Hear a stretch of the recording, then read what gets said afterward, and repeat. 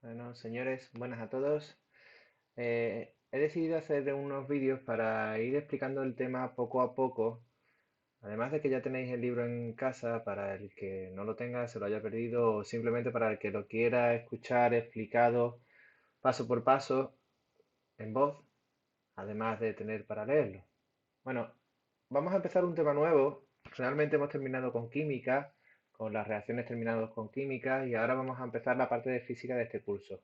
El primer tema de las partes de física no es este, el tema 7, sino que es el tema 6, pero es un tema que ya disteis en segundo, cinemática, el estudio de la velocidad, el desplazamiento, el tiempo, cómo se calculaba uno a través del otro, movimientos rectilíneo uniforme acelerado. De todas maneras, ese es un tema que si no os recordáis muy bien ya volveréis a dar en cuarto un poquito más a fondo. Así que en tercero lo que vamos a hacer es empezar por el tema de las fuerzas, el tema 7 del libro, las fuerzas y las máquinas. ¿Vale? Es un tema que tiene muchos conceptos. Los conceptos no son difíciles, pero quizás sea la primera vez que lo veáis, así que, bueno, vamos a meternos con ellos poco a poco. Vamos a hacer vídeos cortitos para que podamos entenderlo y podáis revisar los vídeos y volverlo a poner todas las veces que queráis. ¿Vale? Bueno, lo primero, vamos a empezar ya y a meternos en el tema. Lo primero, las fuerzas. ¿Qué es una fuerza? Bueno, una fuerza la vemos todos los días en la calle, en casa, en cualquier sitio, ¿vale? Tenemos conciencia de lo que es una fuerza y cuándo se aplica una fuerza, aunque realmente qué es una fuerza y qué efectos tiene es más difícil definirlo. Normalmente cuando queremos definir algo es mucho más difícil encontrar las palabras precisas para definirlo. Para ello, el libro nos propone una serie de imágenes, ¿vale? Y nos explica qué es lo que está sucediendo en cada una de las imágenes. Tampoco es muy complicado de ver. En este está un hombre intentando de mover un coche solo. En esta hay un tenista golpeando una pelota. La pelota viene en dirección hacia la raqueta y el tenista la golpea para que vuelva en sentido contrario y en un ángulo específico, ¿vale? Con una fuerza específica. Y en la última fotografía hay una goma elástica en el que lo cogemos por los dos extremos, estiramos, aplicamos una fuerza, estiramos y la goma pues se deforma. Con estos tres ejemplos vemos básicamente lo que son las fuerzas en todo nuestro entorno, ¿vale? La fuerza se puede definir, como viene aquí abajo, como toda acción, cualquier cosa que nosotros hagamos, capaz de alterar el estado del reposo o del movimiento de un cuerpo. Por ejemplo, en estas dos primeras, este hombre está intentando alterar el estado de reposo del coche, ¿vale? Y este tenista está modificando el movimiento de un objeto que es la pelota. Venía hacia la raqueta y nosotros lo estamos modificando para que vaya al lado contrario. Pero aparte de alterar el estado de reposo de movimiento de un cuerpo, también una fuerza es aquello que produce una deformación. ¿Vale? Cuando cogemos un elástico y lo estiramos, pues producimos una deformación en ese elástico. Estamos aplicando una fuerza sobre ese elástico. ¿Vale? Bueno, una vez que ya hemos definido la fuerza, que es bastante sencillo, viendo los efectos que produce, decimos que es una fuerza y cómo se representa y en qué se mide. Una fuerza se representa con la letra F, ¿vale? Menos mal que en inglés y en español es lo mismo. Y en el sistema internacional, las unidades de la fuerza es el newton. ¿Qué es el newton? Aquí viene explicado, ¿vale? El newton es la fuerza que debe aplicarse a un cuerpo de 1 kilogramo de masa para que incremente su velocidad 1 metro por segundo, cada segundo, ¿vale? El primer segundo que aumente 1 metro por segundo, el segundo segundo otro metro por segundo más, y así sucesivamente, ¿vale? Pero es la fuerza que necesitamos aplicarle a un objeto, un cuerpo de un solo kilogramo, ¿vale? Así que cuando nosotros vemos 30 newton, 40 newton, 30 newton es la fuerza necesaria para que ese objeto se mueva, si ese objeto pesara 1 kilogramo y tuviéramos que moverlo a 1 metro por segundo, ¿vale? Normalmente la fuerza viene en newton, pero hay otras unidades que se utilizan también para definirla, como por ejemplo el kilopondio. Eso se utiliza mucho más a la hora de manejar pesos, a la hora de manejar unidades en el espacio, ¿vale? ¿Qué es el kilopondio? El kilopondio es la fuerza con la que la Tierra atrae a un cuerpo de 1 kilogramo de masa situado sobre la superficie terrestre. Por este motivo también recibe el nombre de kilogramo fuerza. ¿Vale? Un kilopondio es la fuerza con la que la Tierra atrae un cuerpo de 1 kilo. Eso es un kilopondio, simple y llanamente. ¿vale? La equivalencia entre kilopondio y newton, como los dos se refieren a fuerza, tiene que ser igual en algún momento, ¿vale? Pues la equivalencia entre los dos es que un kilopondio es 9,8 newton. Aquí abajo el libro nos expone cómo se calcularía una fuerza, cómo la pasaríamos de una unidad a otra. Nos lo expone con un factor de conversión. No sé si os acordáis de los factores de conversión del año pasado, pero bueno, es relativamente fácil, ¿vale? Por ejemplo, nosotros tenemos un dato, la fuerza, de 50 kilopondios y nos lo piden en el sistema internacional, que como hemos visto antes, el sistema internacional es en Newton. Tenemos esta igualdad, esta equivalencia. ¿Cómo sacamos con esta equivalencia y los 50 kilopondios que nos dan en Newton? Bueno, ponemos los 50 kilopondios.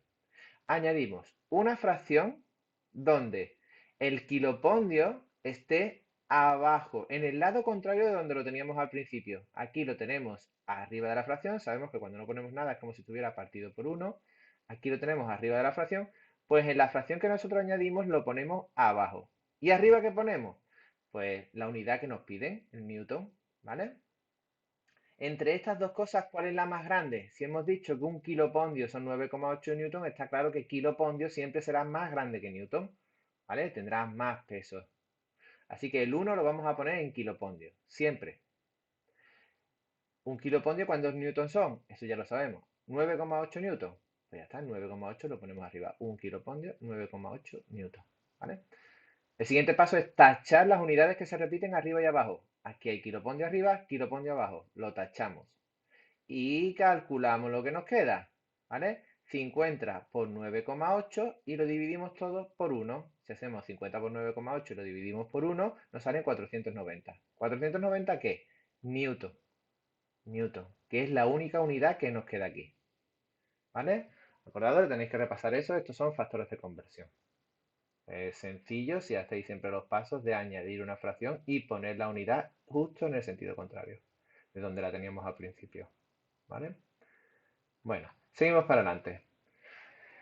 ¿Qué es la fuerza? La fuerza realmente no se puede definir solamente con el dato de cantidad. Es decir, una fuerza de 30 newton no tiene por qué ser mayor que una fuerza de 20 newton porque depende también de otras cosas, ¿vale? El módulo es lo que le decimos la cantidad de la fuerza, estrictamente el valor de la intensidad de la fuerza, ¿vale? Ese 20 o ese 30, ese sería el módulo. Pero claro, depende mucho también, no solo del módulo, sino de la dirección con que apliquemos esa fuerza. No es lo mismo intentar que un coche se mueva empujándolo hacia adelante en una cuesta abajo o empujándolo hacia atrás en una cuesta abajo, intentando subir la cuesta. No es lo mismo, ¿verdad? Por mucho que el módulo sea el mismo, 30 newton cuando aplico la fuerza hacia abajo de la cuesta y 30 newton cuando aplico la fuerza hacia arriba de la cuesta, el efecto no es el mismo, ¿vale? Así que la dirección importa. ¿Qué más importa? El sentido, el ángulo con que nosotros lo apliquemos, ¿verdad? No es lo mismo que intentemos tirar de una caja en un ángulo horizontal al suelo, yo estoy tirando de la caja en un ángulo horizontal, que intentemos tirar de la caja en un ángulo vertical, es decir, para arriba. Pues la caja se me va a levantar, pero no va a andar para los lados.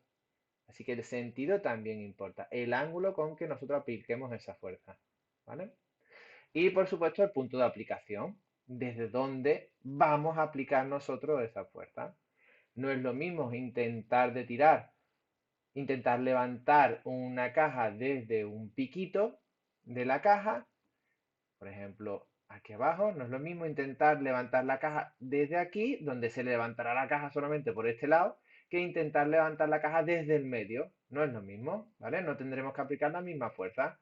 Por aquí tendremos que aplicar mucha más fuerza hasta que consigamos levantar toda la caja por aquí, por el medio, pues no, no es la misma. Así que el punto de aplicación también es importante.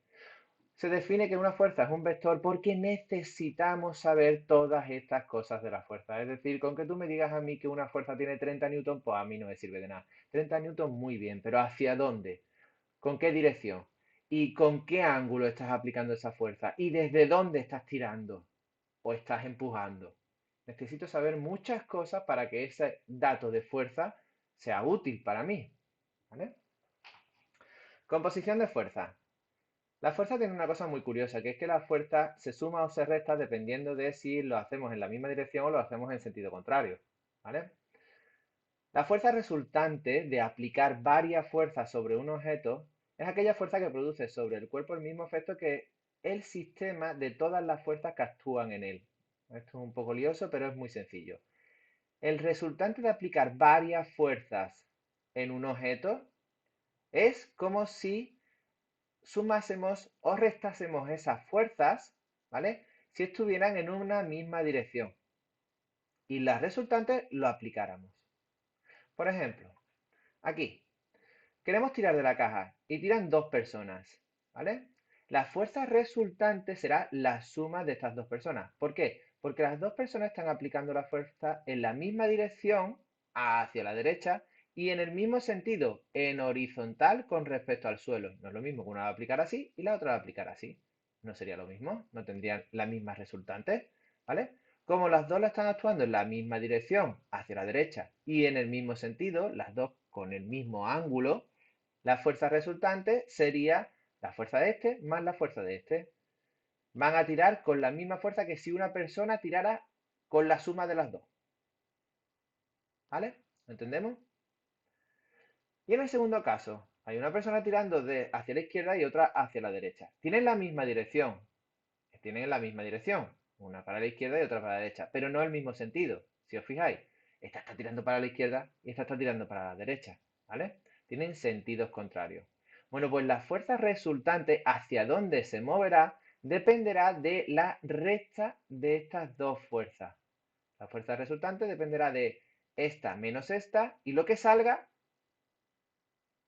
para allá ir a la caja. ¿Vale? Aquí nos ponen un ejemplo numérico que nos viene muy bien para ver esto. La fuerza de la chica son 6 newtons, la fuerza del chico 2 newtons. La fuerza del resultante, ¿cuál será? 6 menos 2, 4 newtons. 4 newtons ¿hacia dónde? Hacia aquella que hemos puesto la primera. ¿Vale? 6 menos 2, 4. 4 ¿hacia dónde? Hacia donde hemos puesto la primera. Si lo hubiéramos puesto al revés, podríamos haber puesto esta la primera y esta la segunda. Hubiera quedado 2 menos 6 menos 4. El menos te indica que va en sentido contrario de la que nosotros ponemos la primera. Como hemos puesto esta la primera y nos sale menos 4, pues está claro que iría para allá la fuerza.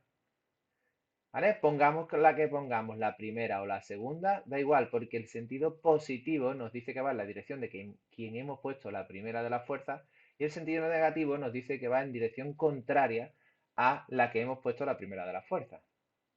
¿Vale? Así que el cálculo cuando tienen la misma dirección pero el mismo sentido o sentido contrario es relativamente fácil. Mismo sentido, se suman. Sentidos contrarios, se restan.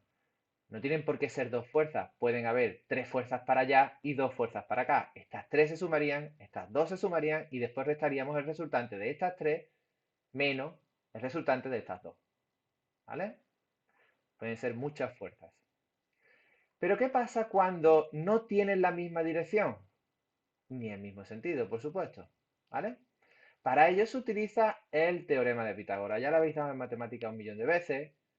Y una resultante de dos fuerzas perpendiculares, ¿vale? Que tienen una separación de 90 grados, siempre se hace por el teorema de Pitágoras. ¿Qué decía el teorema de Pitágoras? Que la hipotenusa al cuadrado era igual a un cateto al cuadrado más el otro cateto al cuadrado.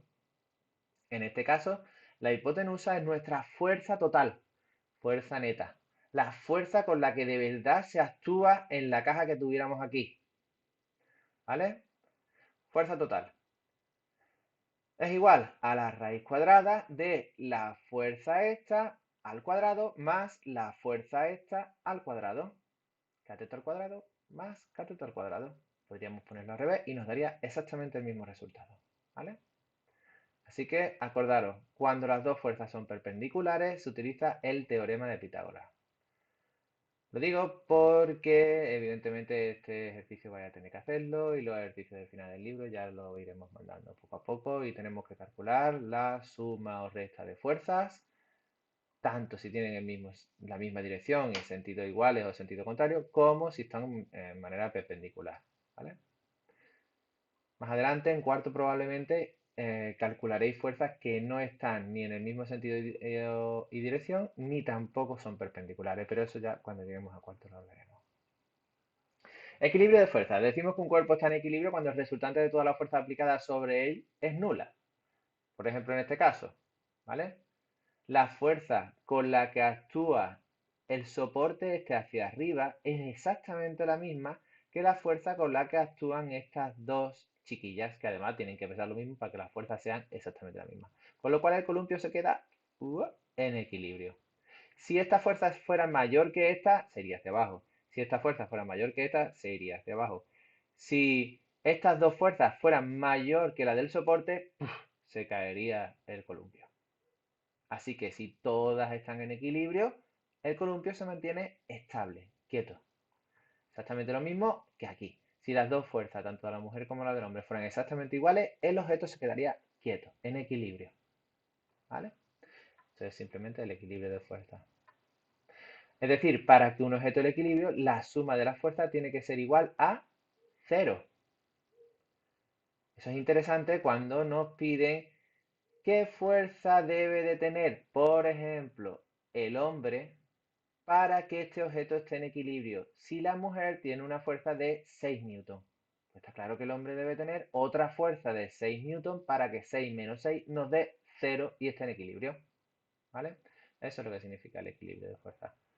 Bueno, el vídeo de hoy lo vamos a dejar aquí porque solamente vamos a hacer ejercicio de estas dos primeras partes, la fuerza y su equilibrio. Bueno, espero que os haya servido de un poquito.